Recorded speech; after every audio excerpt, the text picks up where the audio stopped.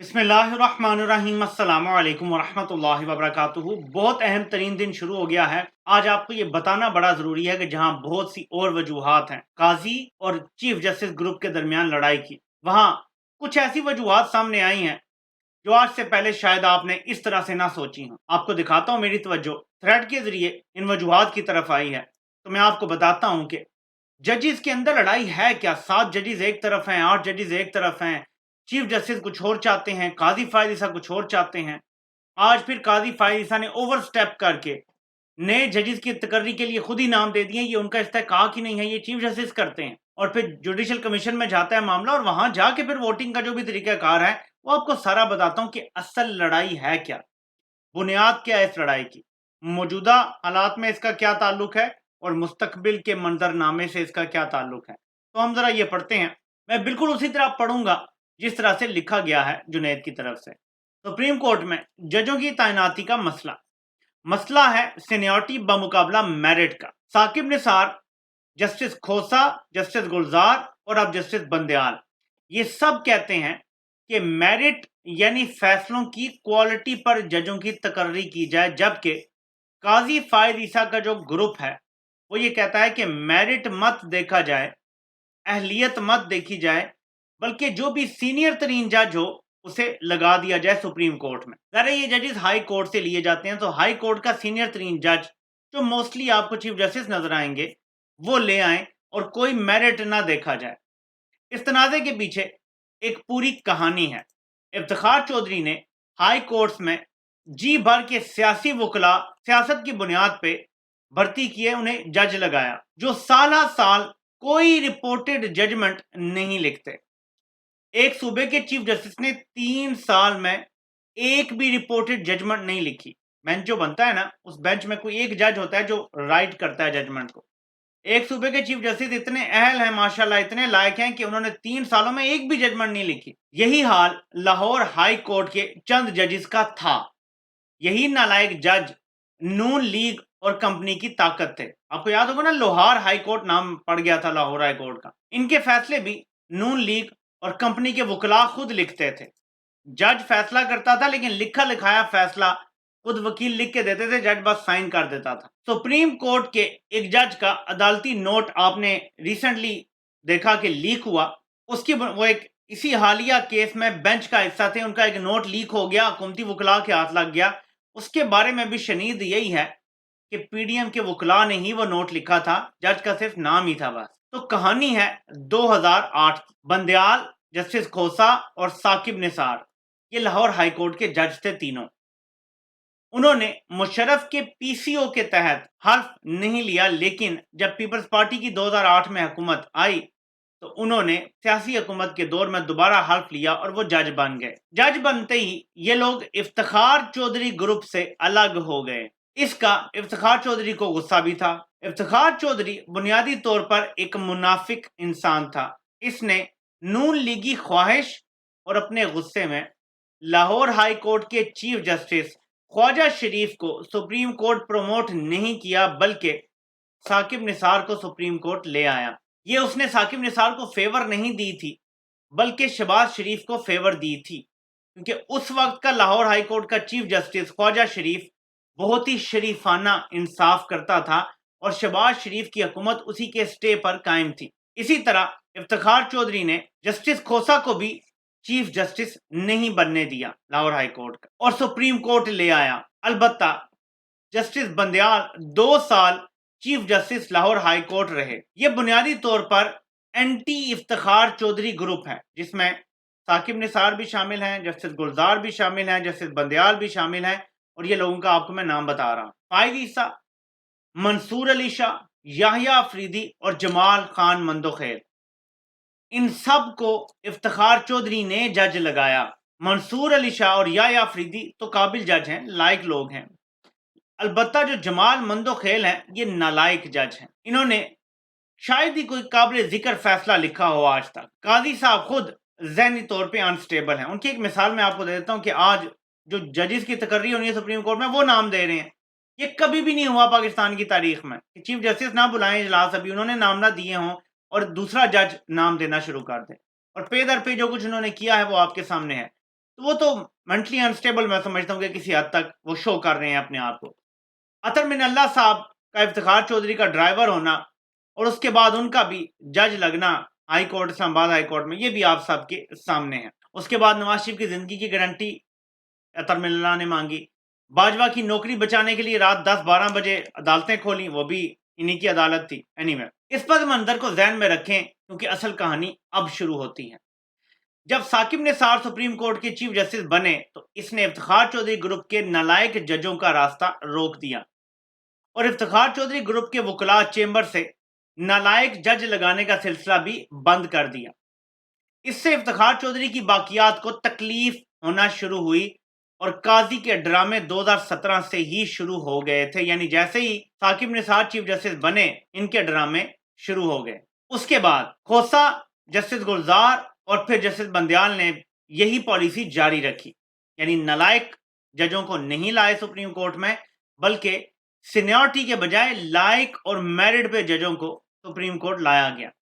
कम अज कम इन लोगों ने जो जजेस लगाए, इन चारों चीफ जस्टिस का मौकफ था कि जजों को इनके फैसलों की क्वालिटी देखकर सुप्रीम कोर्ट प्रमोट करना चाहिए, ना कि सीनियरिटी देखकर।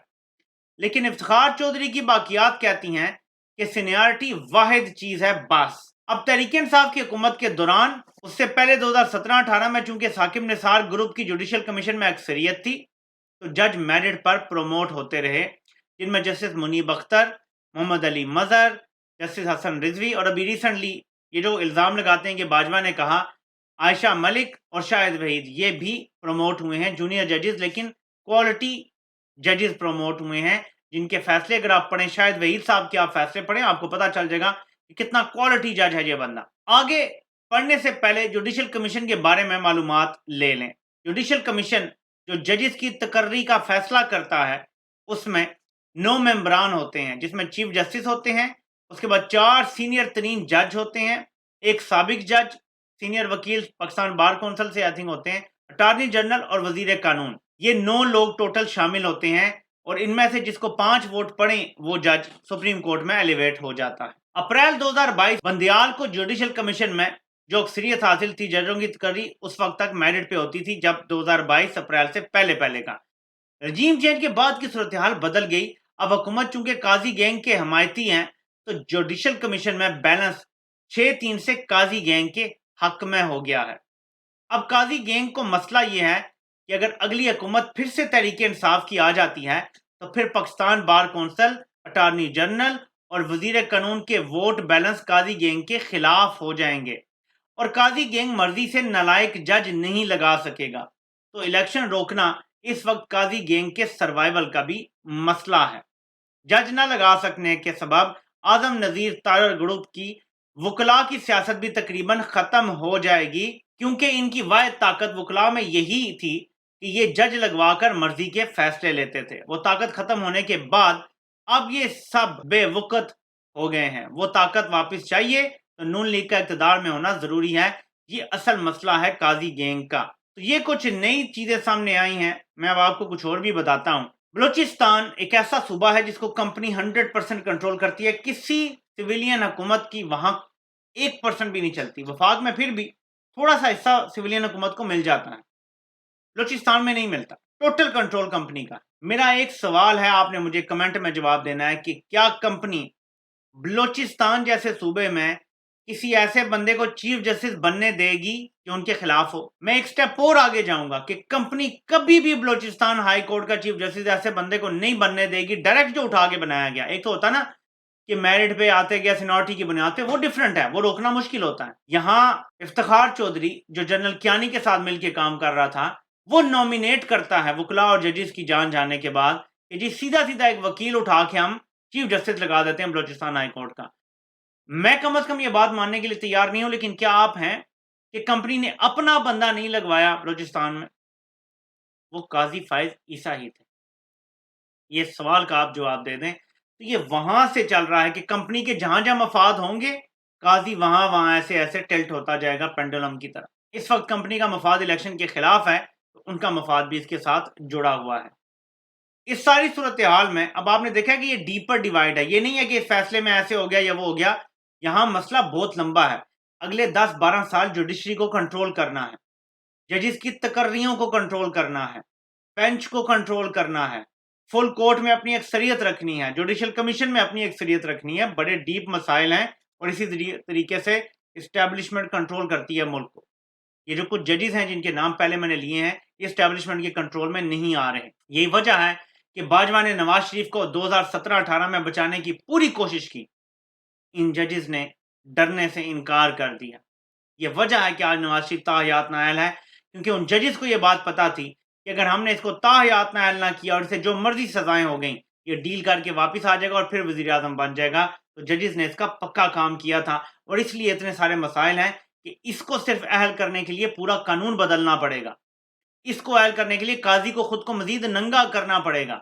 جیسے حدیبیہ پیپر ملز کیس بند ہوا تھا، اس کیس میں ایکسٹرا آرڈینری ریلیف دینا پڑے گا، تب جا کے نواز شریف بحال ہوگا. یہ ججز جانتے تھے اور بڑا دانشمندانہ انہوں نے فیصلہ کیا تھا کہ یہ ڈیلر ہے، یہ ڈیل کر لے گا. اب ناظرین، آج کا دن کیوں سگنیفیکنٹ ہے؟ ملٹیپل چیزیں لگی ہوئی ہیں. رپورٹس پہنچ چکی ہیں وزارت خزانہ کی، الیکشن کمیشن کی، کہ پیسے کیوں نہیں دیے ہیں یا نہیں دیے. ان رپورٹس کے بعد ظاہر ہے کہ آج آرڈر آ سکتا ہے. وہ کیس جس میں چیف جسٹس کے ہاتھ باندھ کے قاضی کے آگے پھینک دیا گیا تھا، وہ کیس بھی آج لگا ہوا ہے اور 8 ممبر بینچ نے نوٹس کر دیا تھا سب کو. وہ اب آ کے بتائیں گے اور اس کے بارے میں بھی کوئی آرڈر آ سکتا ہے، یا ہو سکتا ہے سماعت تھوڑی آگے چلی جائے، 2-3 ہفتے مزید لیٹ کر دیا جائے اور کہا جائے کہ اس کو آگے پھر مزید سنیں گے. یہ بھی ہو سکتا ہے کہ جلدی اس پہ فیصلہ دے دیا جائے. 8 ممبر بینچ کیونکہ بیٹھا ہوا ہے، جلدی فیصلہ بھی ہو سکتا ہے. مذاکرات کے حوالے سے رپورٹ ہے، وہ بھی آج پارٹیوں کو پوچھا جائے گا، تو انہوں نے جان بوجھ کے رات کو 9 بجے مذاکرات رکھ دی ہیں. دیکھتے ہیں کہ تحریک انصاف کیا موقف لیتی ہے. ابھی تک تحریک انصاف کا موقف یہی ہے کہ اگر آپ نے اسمبلی توڑنی ہے 14 سے پہلے توڑیں، نہیں تو ہم 14 کے فیصلے کے ساتھ کھڑے ہیں. اب یہ 14 نہیں تو 18 نہیں تو 20-22 ہو جائے. پیسے اگر ابھی دلا دیتی ہے سپریم کورٹ تو اگلے 20-21 دن میں پوری تیاری ہو جائے گی. جو بھی لوازمات ہیں ٹرانسپورٹ کی اینڈ ایوری تھنگ ایلس، وہ ارینج ہو جائے گا اگلے 20-21 دن میں. تو مئی کے تیسرے ہفتے میں، چوتھے ہفتے میں الیکشن پھر بھی ہو سکتے ہیں. جتنا مرضی یہ ڈیلے کر لیں، چیف جسٹس کے اوپر بڑی بھاری ذمہ داری ہے کہ وہ اب جلد سے جلد فیصلہ دیں. پہلے بھی بہت دیر ہو گئی ہے. اب دیکھنا یہ ہے کہ وہ جسٹس منیر بنتے ہیں، جسٹس کارنیلیس کا راستہ اپناتے ہیں. آپ سے انشاءاللہ پھر ملاقات ہوتی ہے. اللہ پاک آپ سب کا حامی و ناصر ہو. اور سب کو سننے کا بہت بہت شکریہ.